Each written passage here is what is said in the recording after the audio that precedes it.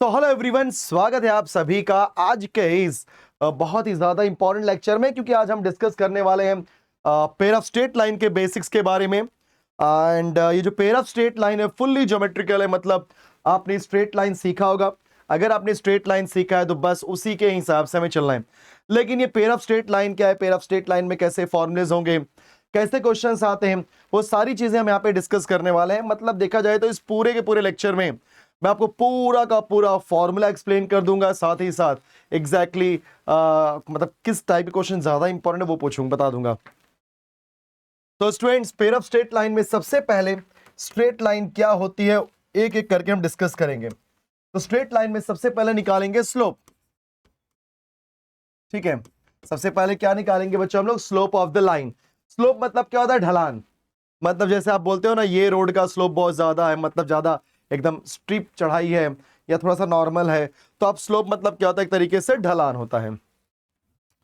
अब इसमें क्या होता है दोस्तों कि हमारे पास हो सकता है ये एक्स एक्सिस है और ये वाई एक्सिस है, और कोई लाइन है, ये मेरी लाइन है, इस लाइन ने एक्स एक्सिस के साथ में थीटा एंगल बनाया, और वो थीटा क्या है बच्चा? आपका एंटी क्लॉकवाइज। हमेशा एंगल हमारा एंटी क्लॉकवाइज डायरेक्शन में होना चाहिए। अगर वो एंटी क्लॉकवाइज डायरेक्शन में होता है तो हमेशा आपका एंगल क्या होता है बच्चों? पॉजिटिव। अगर वो एंटी क्लॉक में होता है पॉजिटिव, और क्लॉकवाइज में क्या होता है? नेगेटिव। सो एंटी क्लॉकवाइज मतलब जैसे देखो, ये 12 होता है, 1 2 3, इसको बोलते हैं क्लॉकवाइज। मतलब क्लॉक के टाइम से 1 2 3 4 5 6 7 8 9 10 12, ये क्लॉकवाइज। उल्टा बोलते हैं 12 11 10 9, ये होता है एंटी क्लॉकवाइज, उल्टा जाने का। तो बराबर है, देखो जरा, अगर मैं यहां से स्टार्ट करूंगा तो इस तरीके से आपका जो एंगल है बेटा एंटी क्लॉकवाइज जा रहा है। तो जब कभी भी कोई भी लाइन एक्स एक्सिस के साथ में एंटी क्लॉकवाइज एंगल बनाएगा, हमेशा दिमाग बैठाओ कि कुछ भी आप सोचो, कुछ भी करो, उससे कोई फर्क नहीं पड़ता। इंपॉर्टेंट इज व्हाट, कॉन्सेप्ट क्या है। यहां पर क्या है दोस्तों? Anti clockwise. तो एंटी क्लॉकवाइज किया तो क्या हो जाएगा यहां पर? Slope m which is equal to 10 theta. अब ऐसा भी हो सकता है कभी कभी कि आपके पास जो लाइन दिया है वो एंगल ना बनाता हो, बल्कि उस लाइन के ऊपर दो point they they, point A और पॉइंट बी। मान के चलो पॉइंट ए का कोऑर्डिनेट है x1 y1 and point B का कोऑर्डिनेट है बच्चों x2 y2। हो सकता है कि आपके पास लाइन के ऊपर के दो पॉइंट्स दे दें, तो उस केस में स्लोप कैसे आएगा? तो बच्चों याद रखना, स्लोप जो m होता है it is always y2 minus y1 divide by x2 minus x1, या तो y1 minus y2 divide by x1 minus x2। हमेशा याद रखना y का टर्म ऊपर ही होना चाहिए और x का टर्म नीचे, फिक्स है। अगर आपने y2 से स्टार्ट किया तो x2 होना चाहिए, ऐसा नहीं इधर y2 से स्टार्ट किया और यहाँ पे x1 से स्टार्ट किया, तब गलत जाएगा, तब आंसर गलत आएगा। समझ गए? तो अगर y2 है तो नीचे भी x2 से, तो मतलब y2 minus y1 divide by x2 minus x1। Sir मेरे को y1 से स्टार्ट करना है तो कोई दिक्कत नहीं, तो y1 माइनस y2 किया तो नीचे क्या हो जाएगा? x1 minus x2। अब क्या होता है बच्चों, हम सभी लोग ये बात जानते हैं कि जब कभी भी दो लाइनें आपस में होती है पैरेलल, ठीक है, मान चलो मेरे पास दो लाइन है, एक का लाइन का स्लोप है m1 और एक का स्लोप है m2। So if lines are, हमेशा हम लोग स्लोप को m से दिखाते हैं। इफ लाइंस आर पैरेलल, एक का लाइन का स्लोप है m1 और एक का m2, तो क्या हो जाएगा? दोनों का स्लोप क्या होगा बच्चों? Same. So if two lines are parallel तो उनके स्लोप का वैल्यू क्या होती है? आपस में सेम होता है। If both the lines are perpendicular, अगर दोनों लाइनें हैं बच्चों आपस में परपेंडिकुलर, तो आप उन दोनों लाइनों के स्लोप को जब आप आपस में मल्टीप्लाई करोगे तो आंसर क्या आ जाएगा? -1।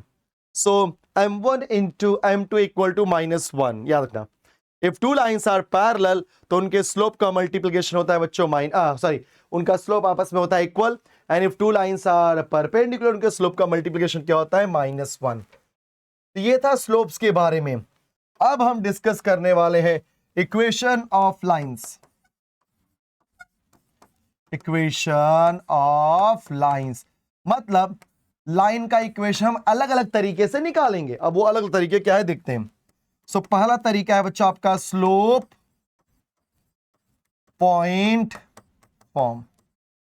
स्लोप पॉइंट फॉर्म क्या होता है, अगर आपके पास कोई भी लाइन दिया गया है, उस लाइन के ऊपर का एक पॉइंट है जिसका वैल्यू है x1, मतलब जिसका कोऑर्डिनेट वैल्यू है x1, y1, और उस लाइन का स्लोप है बच्चों m।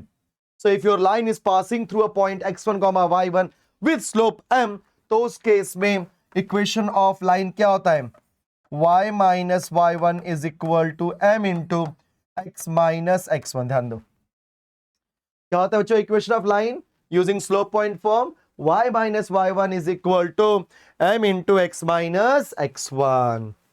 अब आते हैं दूसरे फॉर्मूले की तरफ,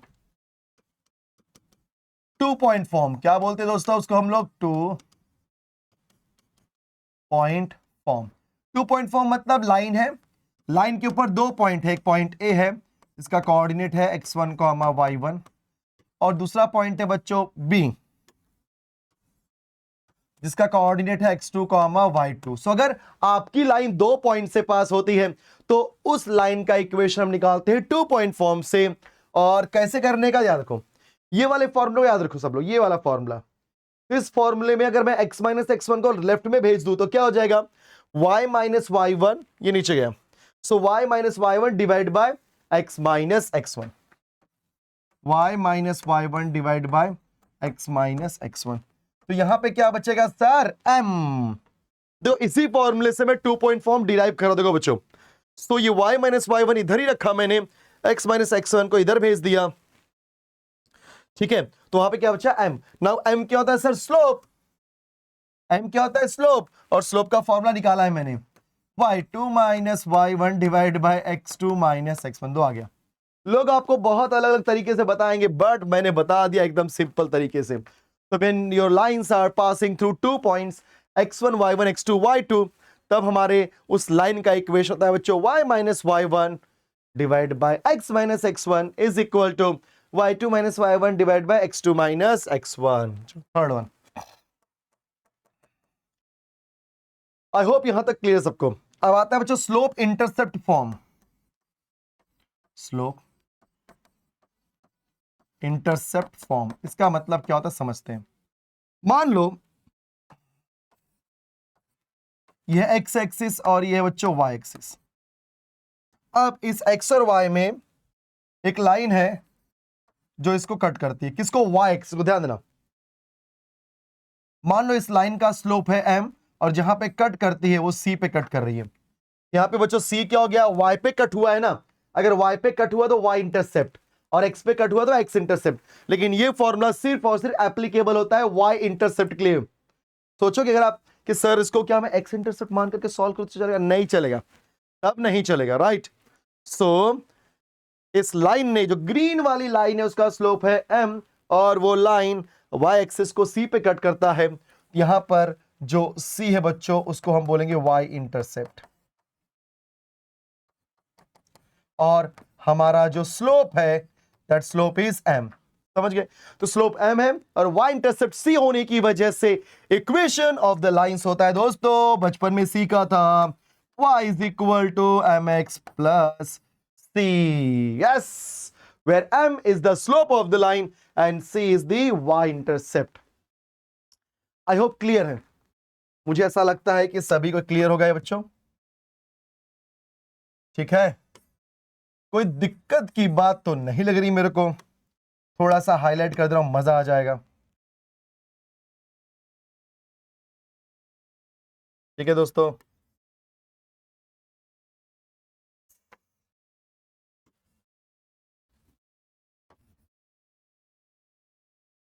वाओ, तो मैं ऐसा कर रहा हूं, मतलब आपको मालूम पड़ेगा मैं कहां कहां पे यूज कर रहा हूं फॉर्मुलेस, ठीक है। दिस वन ऑल्सो, चल भाई। तो हमने यहां पर क्या सीखा बच्चों, स्लोप कैसे निकालते हैं। If your line is making an angle of theta with positive direction of x axis, तो उस केस में स्लोप ऑफ द लाइन क्या होता है students, m equal to tan theta. Now when your line is passing through 2 points, first point is your x1 y1, second one is your x2 y2, तो उस case में slope of the line होता है y minus y1 divided by x minus x1 is equal to y2 minus y1 divided by x2 minus x1. When two lines are parallel, their slopes are equal. When two lines are perpendicular, slope का multiplication -1 होता है. ये होने के बाद फिर हमने क्या बात किया बच्चों, इक्वेशन ऑफ लाइंस के बारे में. तो इक्वेशन ऑफ लाइंस में सबसे फर्स्ट पॉइंट था आपका स्लोप पॉइंट फॉर्म. अगर किसी भी लाइन का स्लोप पता हो, पॉइंट पता हो, तो स्लोप है हमारा m और पॉइंट x1 y1, तब लाइन ऑफ इक्वेशन क्या होता है, equation of line, not equation of line क्या होता है बच्चों, y minus y1 is equal to m into x minus x1. फिर 2 पॉइंट फॉर्म निकाल दिया और उसके बाद हमने slope intercept form. Now when your line is passing through origin, guys, fourth one, line is passing through, याद कर लो, अगर आपकी लाइन ओरिजिन से पास होती है तो हमेशा याद रखना उसका इक्वेशन होता है बच्चों y is equal to mx. क्या होता है बच्चों, y is equal to mx. ठीक है. So if your line is passing through the origin, तब इक्वेशन होता है y is equal to mx. वो जो y equal to mx plus c, उसमें c हटा दो. अब हम बात करेंगे double intercept form. Double intercept form ये क्या होता है समझ लेते हैं जरा. ठीक, तो मेरे पास बच्चों एक है x एक्सिस और एक है y एक्सिस. अब एक लाइन है और वो जो लाइन है बेटा x एक्सिस को a पे कट करता है, जिसकी वजह से ये वैल्यू हो जाती है हमारी a. y एक्सिस को b पे कट करता है, जिसकी वजह से वैल्यू हमारी होती है b. तो इस a को हम बोलते हैं x इंटरसेप्ट और इस b को हम बोलते हैं बच्चों y इंटरसेप्ट. तो अगर आपके पास x इंटरसेप्ट y इंटरसेप्ट दोनों होगा तो उस केस में आपका जो इक्वेशन होता है बच्चों, it is always x upon a plus y upon b is equal to 1. बोलो क्या होता है दोस्तों, x upon A plus Y upon B equal to 1, जहां पे a और b क्या होता है दोस्तों आपके x intercept and y intercept. Next, अब इतना होने के बाद हम बात करेंगे पॉइंट नंबर 6, जिसे हम बोलते हैं नॉर्मल फॉर्म. कुछ ध्यान देना, नॉर्मल फॉर्म क्या होता है समझ लेते हैं, मजेदार चीज है.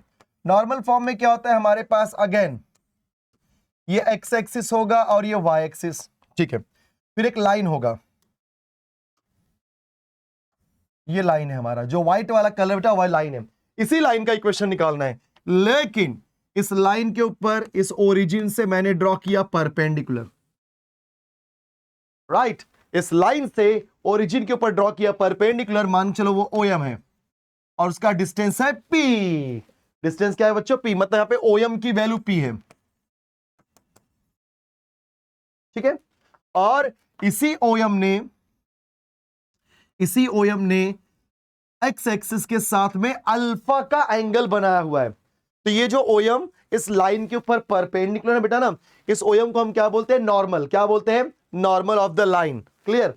अब ये जो OM था जिसका डिस्टेंस P निकला और इसी OM ने x एक्सिस के साथ में अल्फा एंगल बनाया, और अगर ऐसा कुछ दिखा तो समझ जाना वो क्या होता है, नॉर्मल फॉर्म. और इक्वेशन होता है बच्चा आपका x cos अल्फा प्लस ये alpha y sin alpha is equal to p. So x cos alpha is equal to y sin alpha is equal to p. तो इसको हम क्या बोलते हैं दोस्तों, नॉर्मल फॉर्म. आई होप यहां तक क्लियर हो गया होगा. चलो 6 के बाद पॉइंट आती है 7 की, जिसे हम बोलते हैं जनरल फॉर्म. क्या बोलते हैं दोस्तों, जनरल. अब याद रखना, कोई भी फॉर्मूला यूज करो, चाहे आप स्लोप पॉइंट फॉर्म यूज करो, चाहे 2 पॉइंट फॉर्म यूज करो, चाहे स्लोप इंटरसेप्ट फॉर्म यूज करो, line it passing through origin वाला कर लो यूज, या डबल इंटरसेप्ट फॉर्म यूज करो, या नॉर्मल फॉर्म यूज करो, कुछ भी यूज करो, end of the day simplify होने के बाद वो कैसा दिखता है, जनरल फॉर्म. और जनरल फॉर्म कैसा होता है बेटा, ax plus by plus c equal to 0, जिसका स्लोप होता है minus a upon b, minus coefficient of x which is a, divide by coefficient of y which is b। याद करना, तो x का कोएफिशिएंट यहां पे कौन है, a, y का कोएफिशिएंट कौन है, b। सो हमारा स्लोप क्या हो जाएगा, -a/b, अगर हमारा जनरल फॉर्म है तो। चलो, तो यहां तक मैंने आपको क्या बता दिया, जितने भी टाइप ऑफ इक्वेशंस थे, मतलब किस किस तरीके से निकालते हैं, वो सब मैंने आपको एक्सप्लेन कर दिया। अब बढ़ते हैं थोड़ा और आगे, मतलब अब इसके अंदर थोड़ा सा ये जो पेयर ऑफ स्ट्रेट लाइन है, पेयर ऑफ स्ट्रेट लाइन के बीच का एंगल कैसे निकालना है कि नहीं, राइट। और मतलब यही सारी चीजें बेसिक बेसिक जो फंडामेंटल्स है वो हम स्टार्ट करते हैं पढ़ना। तो सबसे पहले नेक्स्ट क्या, एंगल बिटवीन टू लाइंस, दो लाइंस के बीच का एंगल। मान के चलो जो फर्स्ट एंगल है, sorry first line second line, first line का स्लोप है बच्चों m1 और सेकेंड लाइन का स्लोप है m2 और उसके बीच का एंगल है थीटा। देख लो, सो फर्स्ट लाइन के बीच का, सॉरी फर्स्ट लाइन का स्लोप है m1। अगर स्लोप्स दिए रहे तब की बात करो, ध्यान देना, कंफ्यूज जरा भी नहीं होना। अगर दो लाइनों के स्लोप दिए गए हैं और उनके बीच का एंगल पूछता है तो हमेशा ये जो फॉर्मूला बताने जा रहा हूं वही फॉर्मूला यूज करना है आपको। तो पहले लाइन का स्लोप है m1, दूसरे का स्लोप m2 है और उसके बीच का एंगल थीटा है। तो दोस्तों, तो हमारा सॉरी, तो इसके बीच का जो एंगल होता है उसको निकालते हैं हम tan थीटा से। बच्चों tan थीटा क्या होता है, modulus of m1 minus m2 whole divide by 1 plus m1 into m2। चल भाई याद कर ले। सो बोलो क्या होता है, when two lines are given with the slopes m1 and m2, तो उनके बीच का जो क्या बोलते हैं कि एंगल अगर थीटा दिया गया हो तो बोलो एंगल क्या होता है दोस्तों, जी हां, tan theta is equal to m1 minus m2 whole divide by 1 plus m1 into m2। तो इतना होने के बाद चलो हम बात करते हैं अगले कॉन्सेप्ट के बारे में, जो कि होता है distance between point and line. ध्यान रखो बच्चों, तो मान के चलो पॉइंट, नेक्स्ट पॉइंट है, it is distance between point and line. समझते हैं, मान के चलो आपके पास पॉइंट P है जिसका कोऑर्डिनेट है x1 और y1।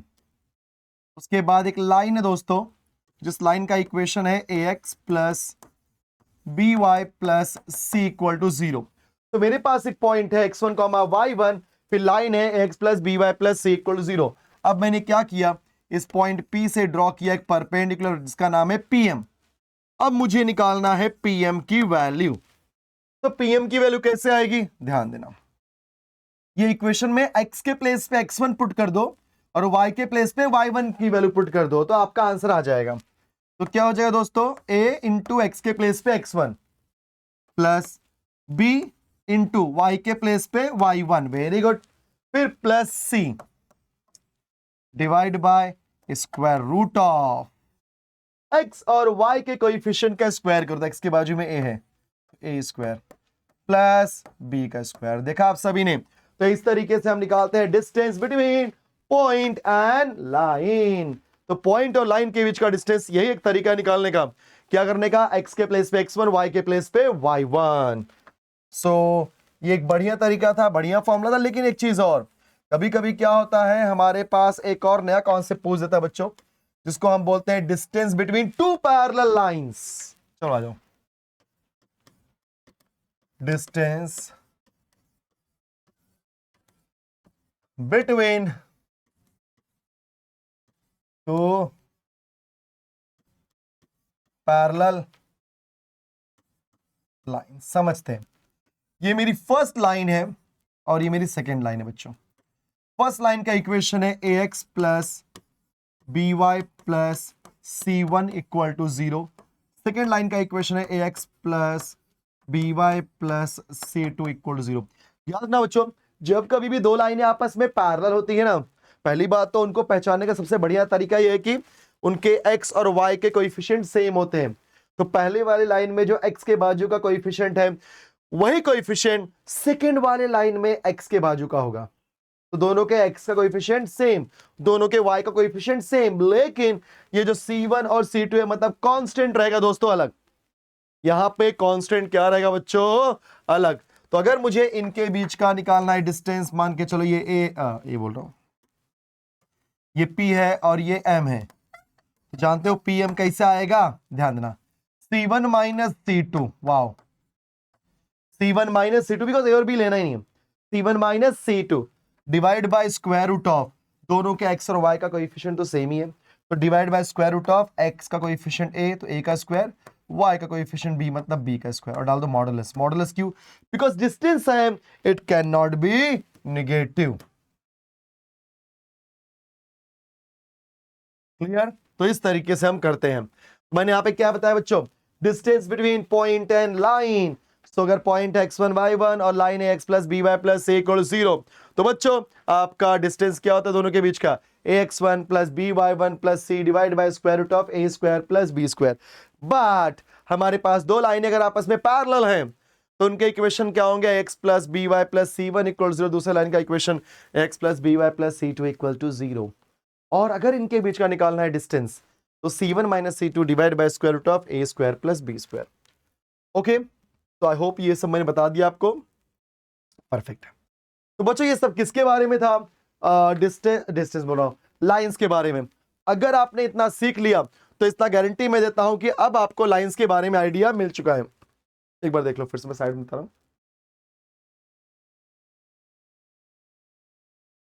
देख लो। स्लोप्स के बारे में, इक्वेशन ऑफ लाइंस के बारे में, फिर सब बता दिया। फिर जनरल फॉर्म क्या होता है, एंगल बिटवीन टू लाइंस क्या होती है, फिर distance between point and line क्या होता है, उसके बाद distance between two parallel lines.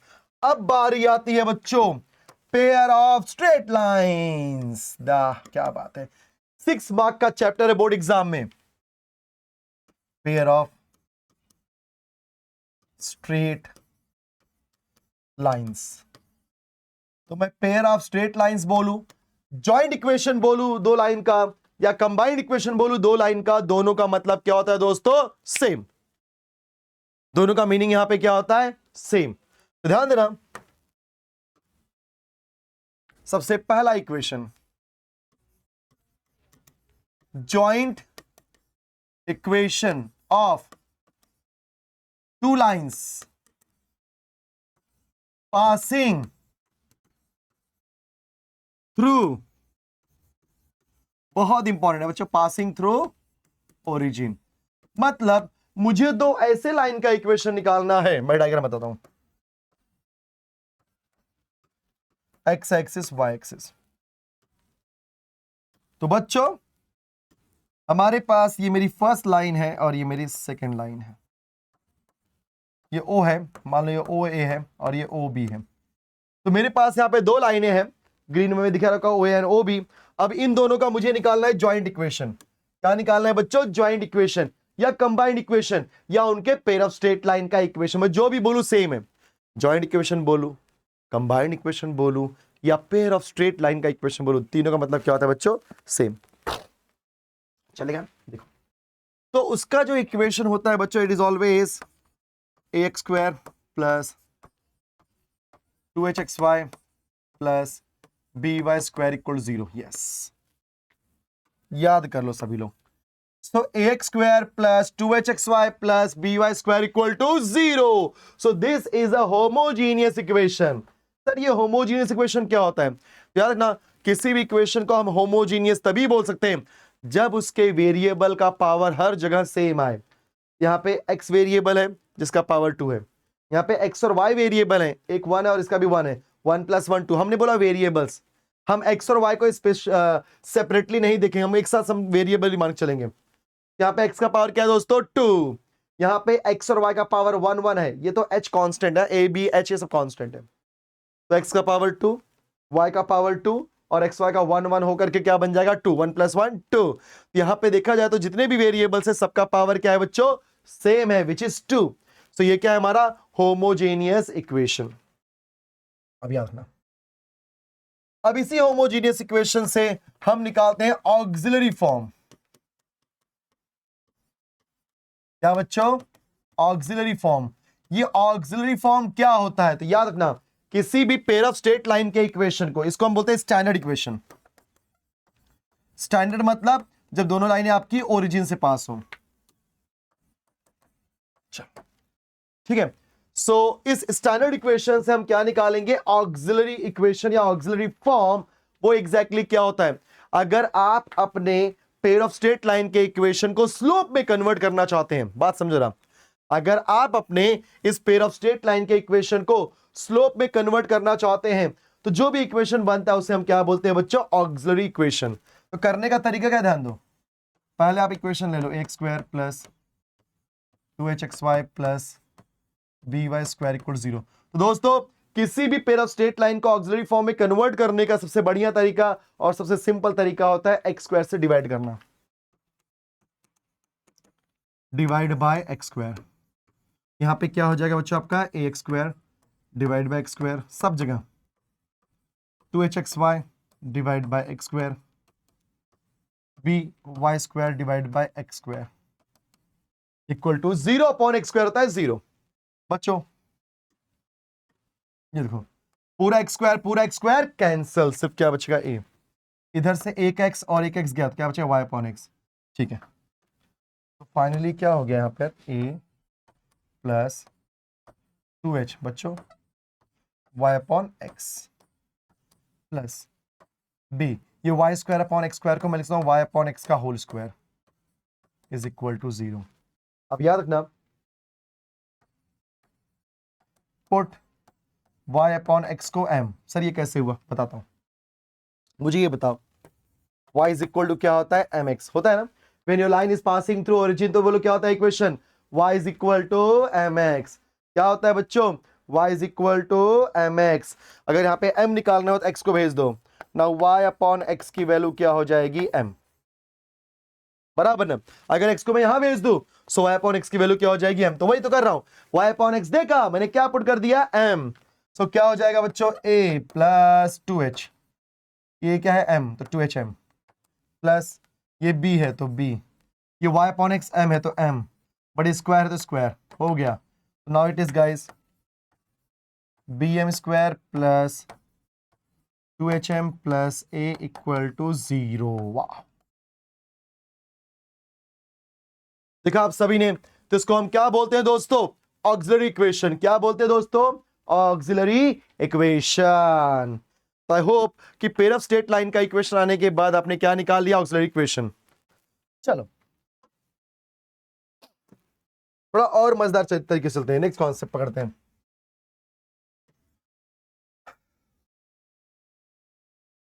आपने बचपन में आ रहे हैं, अगर ax square plus B X plus C equal to 0, याद है क्वाड्रेटिक इक्वेशन, बचपन की बात कभी भूल नहीं जाना, सही बोल रहा हूं। तो X square plus B X plus C, इसको हम क्या बोलते हैं बच्चों, क्वाड्रेटिक इक्वेशन। अगर ये क्वाड्रेटिक इक्वेशन है तो ये बात हमें पता है कि एक्स की 2 वैल्यू आएगी। यस, अगर ये क्वाड्रेटिक इक्वेशन है बच्चों तो यहां पे एक्स की कितनी वैल्यू आती है, 2 वैल्यू, समझो बात को। तो उन दोनों का अगर मैं प्लस करूं, मतलब मान के चलो दोनों वैल्यू है अल्फा एंड बीटा, या sum of the roots, product of the roots, yes वही बात कर रहा हूं। If alpha and beta are the roots of the equation X square plus 2hxy plus B sorry X square plus B X plus C equal 0, ये मेरे पास quadratic equation है, इसके अंदर x का पावर 2 होने की वजह से x की 2 वैल्यू आएगी। वो जो 2 वैल्यूज होती है उसको हम बोलते हैं रूट्स, x की सोल्यूशन 2 रूट्स, राइट। तो अगर वो दोनों रूट अल्फा और बीटा है तो सम ऑफ द रूट्स मतलब अल्फा प्लस बीटा का फॉर्मूला अगर आपको याद था तो क्या होता है बच्चों, minus B upon A, and alpha into beta की वैल्यू थी सी अपॉन ए। बच्चों ये मैं क्लास 10th की बात कर रहा हूं, अब इसी कॉन्सेप्ट को मैं यहां पे यूज करने वाला हूं, ठीक है, इसी कॉन्सेप्ट को। So X square plus B X plus C equal 0 quadratic equation होता है, उसके 2 रूट्स हैं अल्फा एंड बीटा, जिसकी वजह से अगर मुझे निकालना है sum of both the roots मतलब alpha plus beta, it is always equal to minus B upon A. नहीं याद है कोई बात नहीं, याद कर लो, मैं इसे बता रहा हूं।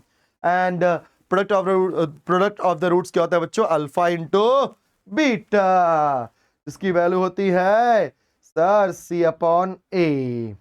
लेकिन सर इसको यूज कहां करोगे वो तो बताओ मेरे को। वेरी गुड क्वेश्चन, कहां यूज करेंगे, तो सुनो मुझे बताओ, जो मेरा ऑक्सिलरी इक्वेशन निकाला मैंने, तो एक एक करके कैसे मैं बता रहा हूं, देखो मजा आएगा। सबसे पहले मैंने पेयर ऑफ स्ट्रेट लाइन का इक्वेशन बताया, X square plus 2hxy plus by square equal to 0। फिर उसी को डिराइव किया मैंने ऑक्सिलरी फॉर्म में। अब इस ऑक्सिलरी इक्वेशन का यूज करके कोई नया चीज बताने जा रहा हूं। देखो, तो ऑक्सिलरी क्या होता है बच्चों, आपका bm square plus 2hm plus a equal to 0, right बच्चों। So bm square plus 2hm plus a equal to 0। Check कर लो, चेक कर लो, चेक कर लो। bm square plus 2hm plus a equal to 0। अभी ध्यान दे, कंफ्यूज मत होना कोई भी। अगर इसको मैं कंपेयर करूं, बिकॉज ये वेरिएबल x था तो ठीक है, अब यहां पे m है तो m, am स्क्वायर कंपेयर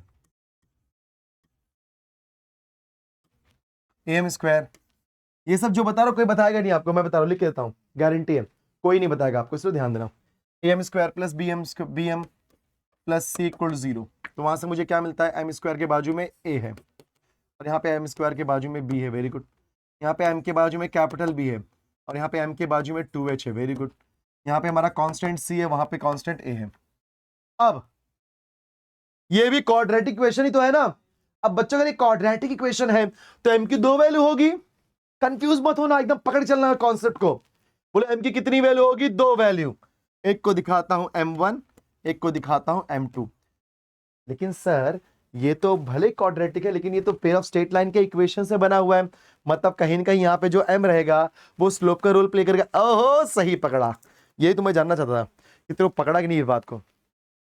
तो भले ही बच्चों ये मेरा क्वाड्रेटिक इक्वेशन है, लेकिन ये कहां से आया हुआ है, पेयर ऑफ स्ट्रेट लाइन के इक्वेशन से। और पेयर ऑफ स्ट्रेट लाइन के अंदर ये जो m होता है किसका रोल प्ले करता है सर, स्लोप्स का। ठीक है, तो ये बात दिमाग रखना कि m मेरा स्लोप है। चलो ठीक है, अभी हम पूरा क्वाड्रेटिक पे चल रहे हैं। सो bm square sorry am square plus bm plus c से हमने क्या निकाल दिया, a की वैल्यू b की वैल्यू 2h और a दिस वन। अब हम क्या निकालेंगे, sum of the roots. Sir m की 2 वैल्यू है, ऑब्वियस सी बात है m 2 होगा क्योंकि 2 लाइनों का स्लोप है m। एक को दिखाते हैं m1 से और एक को दिखाते हैं m2 से। सो m1 प्लस m2 का फॉर्मूला क्या होता है sir, minus b upon a। Confuse जरा भी नहीं होना, बिकॉज ये स्टैंडर्ड फॉर्मूला है, यहां पे मैंने अपने क्वेश्चन के हिसाब से बनाया है, बट फॉर्मूला वही है। तो minus b upon a, what is b, 2h, capital A की वैल्यू b है, तो समझा।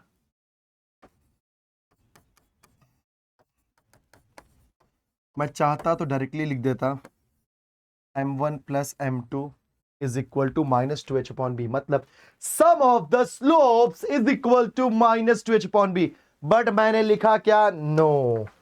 चलो अगला बारी सर, m1 इंटू m2 मतलब क्या होता है, प्रोडक्ट ऑफ द स्लोप्स। यहां पे अल्फा बीटा, यहां पे m1 m2। मैंने जानबूझ के पहले कॉन्सेप्ट बताया कि सम ऑफ द रूट्स क्या होता है, minus b upon a, product of the roots क्या होता है, c अपॉन a। यहाँ पे सम ऑफ द रूट्स क्या था, m1 plus m2 minus b upon a, value put किया। लेकिन यहाँ पे जो रूट है वो एग्जैक्टली रियल में क्या था, m, तो हम क्या बोलेंगे, सम ऑफ द स्लोप्स। तो कई लोग बोलेंगे सर आप बार बार सम ऑफ द रूट्स या sum of the slopes, confusion हो रहा है। ऐसा आ सकता है आपके दिमाग में, नहीं कंफ्यूज मत होना। एक्चुअल में ये सम ऑफ द स्लोप्स ही है, लेकिन इसको निकालने के लिए हमने सम ऑफ द रूट्स की हेल्प ली है, क्योंकि ये एक क्वाड्रेटिक इक्वेशन जैसा है, इसलिए बोल रहा हूं बच्चों, समझे बात को, इसलिए मैं ऐसा कर रहा हूं। तो हमने कॉन्सेप्ट ये यूज किया है, बट रियल में क्या है, ये स्लोप। अब यहां पे वही चीज है, सम ऑफ द रूट्स क्या हो जाएगा, sorry product of the roots क्या होता है, c अपॉन a बराबर है। चलो, सो m1 इंटू m2 क्या हो जाएगा, c। व्हाट इज c की वैल्यू, a स्मॉल है, कैपिटल A की वैल्यू b। देखा, कौन बोलेगा कि फॉर्मूला डिफिकल्ट याद करना है, यस, कभी फुर्सत से इसको देखो सही। सो m1 प्लस m2 क्या होता है दोस्तों, माइनस 2h अपॉन b। और पेयर ऑफ स्ट्रेट लाइन के कई सारे क्वेश्चंस में आपको इनको यूज करेंगे, जिसको हम क्या बोलते हैं, sum of the slopes and product of the slopes. तो सम ऑफ द स्लोप्स क्या है यहाँ पे, m1 plus m2 which is equal to minus 2h upon b। Product of the slopes क्या है बच्चों, a अपॉन b। वाह, मजा आ गया। तो यहां पर मैंने आपको ये बता दिया कि एग्जैक्टली क्या होता है। अब ध्यान देना, इसके बाद जो बताने जा रहा हूं, angle between pair of straight line, जो कि one of the most important है। क्यों, बोर्ड एग्जाम में हमेशा पूछता है इसके ऊपर।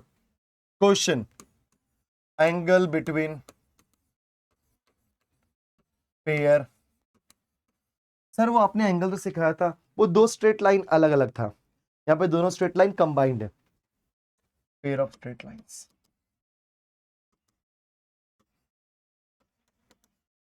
तो आपका स्ट्रेट लाइन क्या है बच्चा यहाँ पे, x square plus 2hxy plus by square equal 0। तो जो एंगल होता है दोस्तों, समझ लो बात को, एंगल होता है tan theta 2 times of square root of h square minus A B divided by a plus B. इसको हमेशा अपना डिराइव करने के लिए बोलते हैं, प्रूफ करने बोलते हैं। 3 से 4 मार्क का क्वेश्चन एवरी ईयर आता है, तो one of the most important है बच्चों, राइट। इसके पूरा का पूरा प्रूफ भी मिलेगा आपको, ठीक है। So tan theta equal 2 times of square root of h square minus A B divide by a plus B. और इस केस में दो कंडीशन बनता है। Condition number 1, lines are perpendicular. तो बोलो क्या हो जाएगा आपका, a plus B equal to 0। Condition number 2, lines are parallel h square minus A B equal to 0। देखा आप सभी ने। So guys, lines are perpendicular के लिए क्या होता है, बोलो फटाफट, yes, a plus B equal 0। And lines are parallel के लिए क्या होता है दोस्तों, h square minus A B is equal to 0। क्या बात है, दिल खुश हो गया सर। तो यहां तक हमने अपने बता दिया स्टैंडर्ड के बारे में। अब बारी आती है जनरल इक्वेशन। दोस्तों जनरल इक्वेशन मतलब क्या, ध्यान देना। स्टैंडर्ड में क्या होता है, आपकी लाइन हमेशा ओरिजिन से ही पास होगी।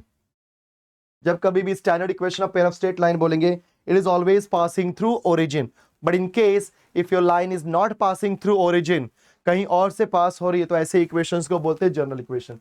और वो दिखता कैसा है बेटा, X square plus 2hxy plus by square plus extra add होगा 2gx plus 2fy plus c equal to 0। देख लो, ये किसी भी पेयर ऑफ स्ट्रेट लाइन का इक्वेशन होता है when your lines are not passing through origin, मतलब कहीं से भी पास हो सकती हैं।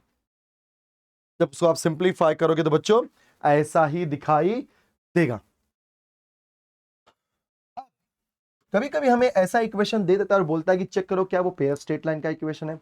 तो पेयर ऑफ स्ट्रेट लाइन के इक्वेशन को चेक करने के लिए कंडीशन है, all happy girls having best friend going for college equal to 0। बच्चों ये डिटर्मिनेंट को सॉल्व करो और इक्वल टू क्या लाओ, 0। अगर मतलब अभी बोलोगे सर ए एच सब कहां, बटे सब है ना, यहाँ पे ए मिल जाएगा, एच मिल जाएगा, बी मिल जाएगा, जी मिल जाएगा, एफ मिल जाएगा, सी मिल जाएगा, सब यहां से मिल जाएगा। और उसको इस डिटर्मिनेंट में पुट करो। पुट करने के बाद देखो क्या डिटर्मिनेंट की वैल्यू 0 आ रही है। अगर डिटर्मिनेंट की वैल्यू 0 आ गई, इसका मतलब ये होता है कि जी हाँ, ये पेयर ऑफ स्ट्रेट लाइन का इक्वेशन है, ये पेयर ऑफ स्ट्रेट लाइन का इक्वेशन है। अगर इक्वल टू 0 नहीं आया, मतलब पेयर ऑफ स्ट्रेट लाइन का इक्वेशन नहीं है। बट याद कैसे करने का sir, all happy girls having best friend going for cinema, या कॉलेज जो भी बोलो, all happy girls having best friend going for cinema, all happy girls having best friend going for cinema. Sir ये मेरे को डिटर्मिनेंट सॉल्व करने में ना दिक्कत होती है, कुछ और भी तरीका है क्या, है ना बेटा?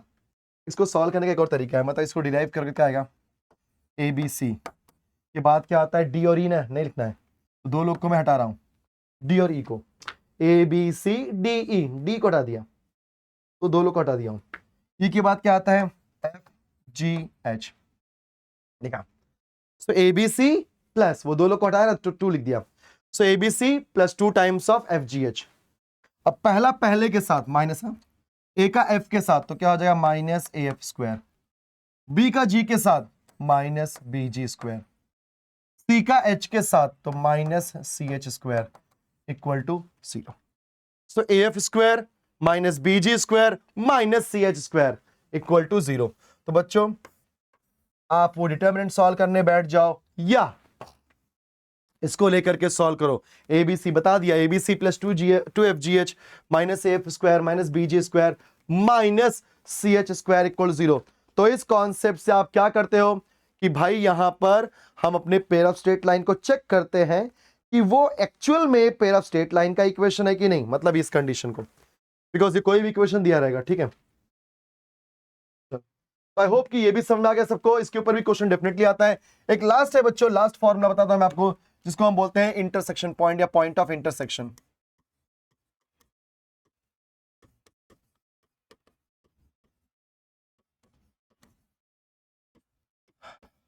अगर आपके पास पेयर ऑफ स्ट्रेट लाइन है X square plus same 2hxy plus bg square plus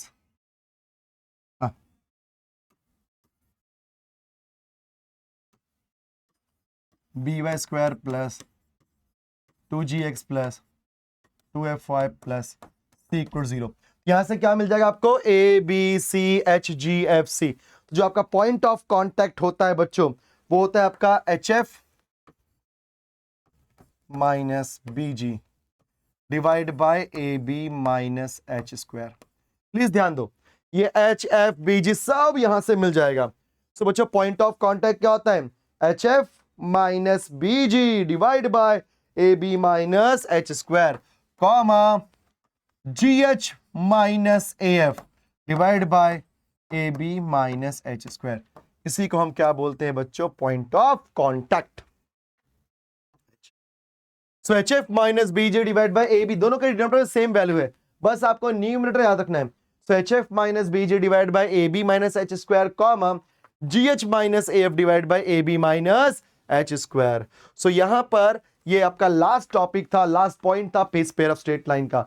तो बच्चों पेयर ऑफ स्ट्रेट लाइन में कुछ ज्यादा बड़े कॉन्सेप्ट नहीं है, बट याद रखना हमारा स्टैंडर्ड इक्वेशन क्या होता है, X square plus 2hxy plus by square equal 0। उसका auxiliary equation bm square plus 2hm plus equal 0 कैसे मिलता है, एक्स स्क्वायर से डिवाइड करके और बाद में y अपॉन x के प्लेस पे m पुट करके। फिर इसी ऑक्सिलरी इक्वेशन को हम अपना क्वाड्रेटिक इक्वेशन समझ करके सम ऑफ रूट्स, जो प्रोडक्ट ऑफ रूट्स निकालते हैं, which is m1 plus m2 और m1 m2, वो बाद में क्या बन जाता है, sum of roots and product of sum of slopes and product of slopes. So m1 plus m2 क्या होता है दोस्तों, minus 2h upon B, m1 into m2 क्या होता है, a upon B. Angle between straight line 2 times of square root of h tan theta equal to 2 times of square root of h square minus ab divided by a plus b। और अगर lines are perpendicular so a plus b equal 0, lines are parallel तो h square minus ab equal to 0। फिर हमारे पास आता है general equation, उसको proof करने के लिए all happy girls having best friend going for cinema equal 0 करना होता है, या तो abc plus 2fgh minus af square minus bg square minus ch square equal to 0। फिर ये हो गया आपका point of contact, hf minus bg divide by ab minus h square, comma gh minus af divide by ab minus h square. तो अगर आपने इतना कर लिया, ये पूरा कॉन्सेप्ट समझ आ गया, मतलब कहीं ना कहीं आप बच्चों पेयर ऑफ स्ट्रेट लाइन आपको बहुत ज्यादा सिंपल लगने लगेगा। यस सो बच्चों आई होप कि मैंने इस 6 मार्क के चैप्टर को अच्छे से एक्सप्लेन किया और आपको ये सेशन पसंद भी आया, मजा भी आया होगा, राइट। तो फटाफट सेशन को लाइक कर देना एंड दोस्तों प्लीज तो शेयर करो अपने दोस्तों में यार, एकदम बढ़िया तरीके से तो यहाँ पे चल रहा है और कहीं जाने की जरूरत ही नहीं है, सब कुछ एकदम बढ़िया तरीके से होगा। चलो स्टूडेंट्स मिलेंगे नेक्स्ट सेशन में, bye bye everyone and keep learning keep practising.